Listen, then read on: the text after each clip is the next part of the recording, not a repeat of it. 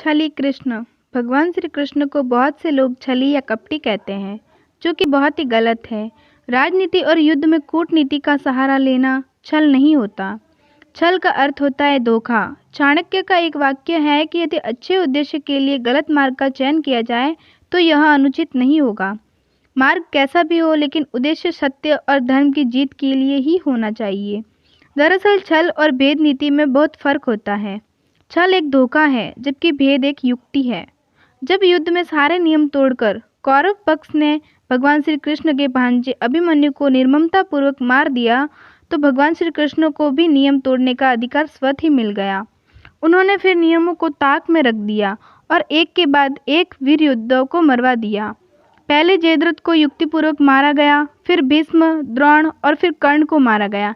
चूंकि श्री कृष्ण भविष्य जानते थे, इसलिए उन्होंने भविष्य को बदलने के लिए पहले दुर्योधन के शरीर को वज्र के समान नहीं होने दिया, कर्ण के कवच और कुंडल हथियार लिए और बारब्रिक का शीश दान में मांग लिया।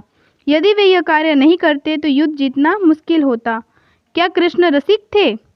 विरोधी लोग कहते हैं कि श्री कृष्ण मनचले थे। दरअसल श्री कृष्ण के जीवन को नहीं जानने वाले ही ऐसा कहते हैं। श्री कृष्ण की ऐसी छवि भक्ति और रीति काल के कवियों ने बनाई थी। भगवान श्री कृष्ण का जन्म होते ही उन्हें माता पिता से दूर गोकुल में यशोदा और नंद बाबा के घर रहना पड़ा। यहाँ उन्हें ढूंढते हुए कंस की सेना पहुंच गई। तब गोकुल से श्री कृष्ण को नंदगांव ले जाना पड़ा। नंदगांव में भी कंस के खतरे के चलते ही नंद बाबा कृष्ण को लेकर वहां से दूसरे गांव वृंदावन चले गए। नंद मथुरा के आसपास गोकुल और नंदगांव में रहने वाले आभीर गोपों के मुखिया थे। यहीं पर वासुदेव की दूसरी पत्नी रोहिणी ने बलराम को जन्म दिया। मथुरा से गोकुल की दूरी महज 12 किलोमीटर है। वृंदावन मथुरा से 14 किलोमीटर दूर है। श्रीमद् भगवत और विष्णु पुराण के अनुसार कंस के अत्याचार से बचने के लिए नंद जी कुटुंबियों और सहजातियों के साथ नंदगांव से वृंदावन में आकर बस गए। यहाँ बरसाने में लोग भी थे। मान्यता है कि यहीं पर वृंदावन में श्री कृष्ण और राधा एक घाट पर युगल स्नान करते थे। इससे पहले श्री कृष्ण की राधा से मुलाकात गोकुल के पास संकेत तीर्थ पर हुई थी। इसके बाद अंतिम मुलाकात उनकी द्वारका में हुई थी। वृंदावन में ही श्री कृष्ण और गोपियाँ आँख मिचौनी का खेल खेलते थे।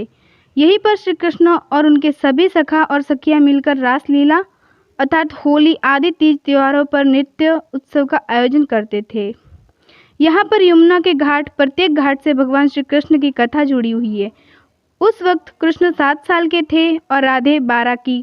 उनके साथ उन्हीं की उम्र के बच्चों की एक बड़ी टोली रहा करती थी, जो गांव की गलियों में धमाचौकड़ी मचाया करती थी। बच्चों की इस धमाचौकड़ी को पुराणों और बाद में भक्ति काल के कवियों ने प्रेम लीला में बदल दिया।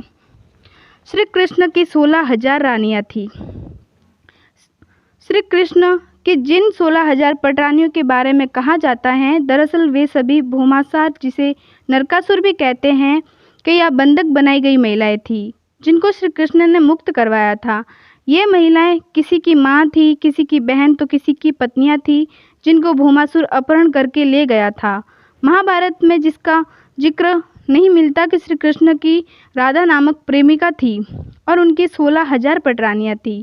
उन्हें वहाँ किसी भी पुरुष से विवाह करने की अनुमति नहीं थी और उनमें से कुछ ने ऐसा किया भी था।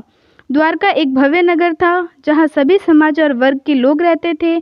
ऐसे में यह सोचना होगा कि यह सचमुच ऐसा था या कि यह एक झूठ है। राधा और कृष्ण क्या सचमुच प्रेमी प्रेमिका थे? क्या राधा भगवान श्री कृष्ण की प्रेमिका थी? यदि थी तो फिर कृष्ण ने उनसे विवाह क्यों नहीं किया? कृष्ण नंदगांव में रहते थे और राधा बरसाने में। नंदगांव और बरसाने से मथुरा लगभग 42 से 45 किलोमीटर दूर है।